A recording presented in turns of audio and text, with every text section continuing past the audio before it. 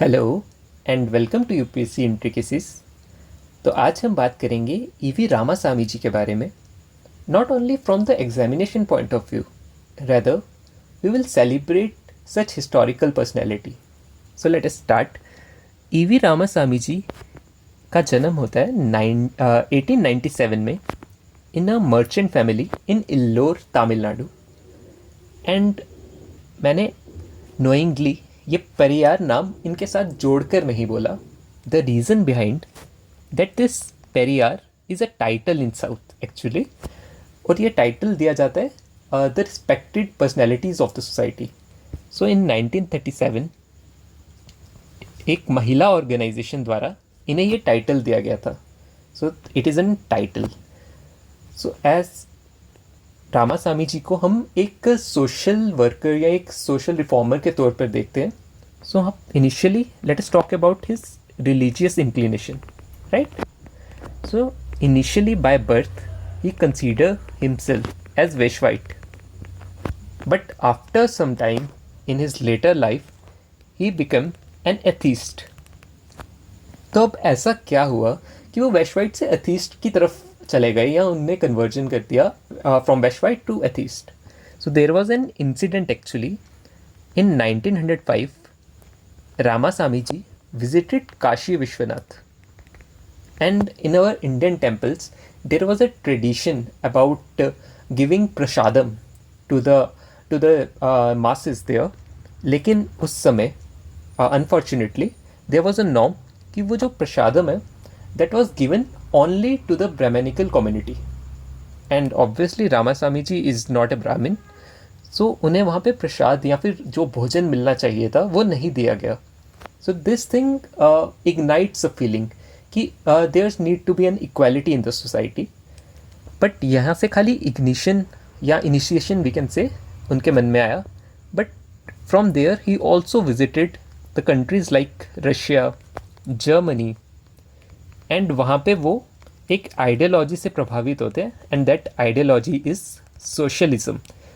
वो सोशलिज्म से प्रभावित होकर at last he will become an atheist. तो ये तो बात हो गई उनकी रिलीजियस जर्नी की throughout his life. Now let us talk about his political और रेदर सोशल जर्नी।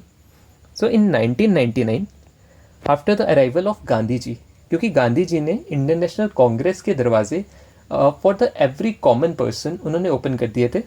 सो इसी वजह से 1919 में इंडियन नेशनल कांग्रेस को ज्वाइन करते हैं E V Ramasamy ji. And 1920 to 1922 जो कि नॉन कॉपरेशन मूवमेंट का फेज़ है, उसमें ये बढ़ चढ़कर हिस्सा लेते हैं और सपोर्ट करते हैं in the non cooperation movement.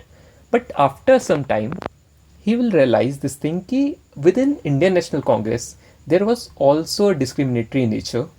So in 1924 finally he left Indian National Congress while saying these words that Indian National Congress is the fortress of Brahmin imperialism. This was his word while leaving Indian National Congress. तो अब जब उन्होंने Indian National Congress छोड़ी 1924 में, so then he joined a satyagrah named or rather we can say he initiated a satyagrah named Vaikom Satyagrah. Vaikom एक जगह है तमिलनाडु में. From there he started a satyagrah because he is influenced by the Gandhian ideology of satyagrah. तो वो 500 लोगों के साथ शुरू करते हैं ये satyagraha, and he moved toward Thiruvananthapuram. And eventually जब वो तिरुवनंतपुरम पहुंचते हैं, he had 5000 peoples with him. So this was the mass success, क्योंकि इस सत्याग्रह में देयर वॉज अ डिमांड कि जो भी सो कॉल्ड लोअर कास्ट के लोग हैं उन्हें उनकी ड्यू रिस्पेक्ट, उन लोगों का ड्यू स्टेटस प्रोवाइड करा जाए, right? And after this huge success he was invited bye a prominent personality from south named S Ramanathan. उन्हें इन्वाइट करते हैं तमिलनाडु में, एंड आफ्टर हिज इन्विटेशन जब वो तमिलनाडु जाते हैं in 1925, there he started self respect movement. Now what are the features of this self-respect movement actually? तो self respect movement पे वो कहते हैं पहली चीज़ कि what is the need of Brahmin in a marriage, because priest need not to be a Brahmin. There is a possibility ना कि किसी भी धर्म का एक व्यक्ति पंडित हो, priest हो. So वो कहते हैं कि there is no need of Brahmin, right? For what?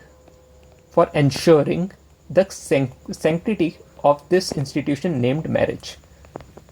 तो ब्राह्मण्स को मैरिज के जो उनकी सेंक्टिटी को प्रूव करने के लिए एक ब्राह्मण चाहिए रहता था पहले, उसे वो हटाते हैं और कहते हैं कि हमें अब ब्राह्मण्स की ज़रूरत नहीं है. सेकंड चीज़, वो फोकस करते हैं विडो रीमैरिज पर. He supported widow remarriage through this movement. The another point is he is against right to abortion. rather I'm sorry, not against, he supports right to abortion, क्योंकि वो females को right provide करना चाहते थे कि females के पास ये right हो कि वो अबॉर्ट करना चाहती हैं या नहीं. अगेन वो जो पेट्रियार्की का माइंडसेट था ना, वो उसे कहीं ना कहीं थ्रॉटल डाउन करना चाहते थे, एंड उन्होंने किया भी by this movement. And ultimately the last thing, जो कि कास्ट बायसेस बन रखे थे सोसाइटी में और जो प्रेजुडिसेस थे, वो उन्हें कम करना चाहते थे from the larger masses through this movement, जो कि वो सक्सेसफुल भी हुई इस मूवमेंट के थ्रू करने में. Now let us talk about some another aspect, that is about justice party. I will also tell कि मैं इसके बारे में आपको क्यों बता रहा हूँ, क्योंकि ईवी रामासामी जी का एक बहुत ही लाइफ का इम्पॉर्टेंट फेज जस्टिस पार्टी के अंदर बीता है. सो इसलिए इसकी भी हिस्ट्री जानना थोड़ी सी इम्पॉर्टेंट तो है. तो हम बात करते हैं जस्टिस पार्टी की. सो जस्टिस पार्टी 1916 में फॉर्म होती है, और उसके जो फाउंडर हैं, their name was T M. Nair N Mudaliar and T. Chetty. एंड जब सेल्फ रिस्पेक्ट मूवमेंट के सक्सेस के बाद, after many years actually, in 1935 E V Ramasamy ji joined this justice party in Tamil Nadu, and in 1938 he became the president of justice party. He is the main leader there. And वो 1938 में जब इसके leader बनते हैं, so he give another name for the party, that is Dravid Kazakam, right? Dravid Kazakam. And यही Dravid कज़कम later on in 1967 became DMK.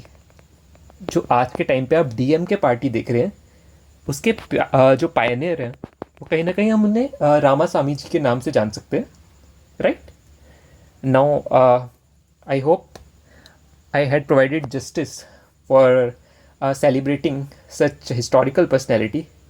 And मुझे पता है कि लास्ट तक बहुत कम लोग आए होंगे, बट जिनका अटेंशन स्पैन इतना है जो यहाँ तक पहुँचे हैं, उनके लिए I have a gift. As I said कि मैं आपको कुछ रेडीमेड इंट्रोडक्शन एंड कंक्लूजन्स दूंगा for the examination. So I have a gift for you, and that is this beautiful conclusion for the self respect movement. इस तरह का कोई भी क्वेश्चन आएगा, so you can write these such type of conclusions, जिसे देख कर examiner को लगे okay this is a thing. So the conclusion is, with growing cultural homogenization and diverse ideologies in India, the movement must set up the fight for social justice, equality and rationalization. अब देखिए, इसमें कुछ की terms use करी गई हैं. इन की term से एग्जामिनर इम्प्रेस होगा और अल्टीमेटली आपको मार्क्स देगा. So thank you very much for listening about the great personality E V Ramasamy ji. So thank you very much. I hope कि आपको ये वीडियो पसंद आई हो, और अगर हाँ, so please like and subscribe my channel. Thank you very much.